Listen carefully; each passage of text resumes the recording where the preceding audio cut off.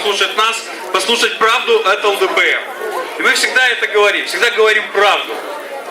У нас богатый край, у нас прекрасные люди, замечательные, работоспособные люди. У нас великолепная земля, в которую брось косточку, ничего не делая, она вырастет. Брось зерно, вырастет урожай.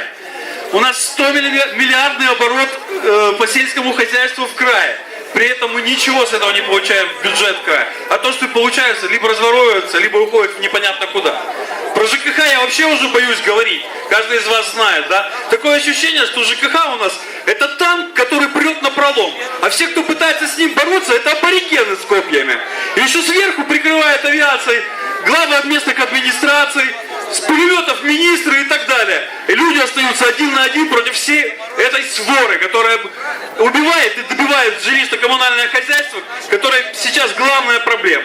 У нас прекрасная промышленность, которая наполняет неплохо бюджет. Но все равно основное бремя налогов жителей Ставрополя ложится на самих жителей.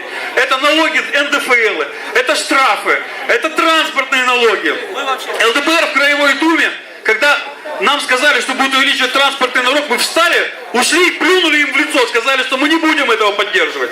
Так они на нас обиделись. Да обижайте сколько хотите. Мы всегда были и будем за людей нашего края. Друзья, спасибо.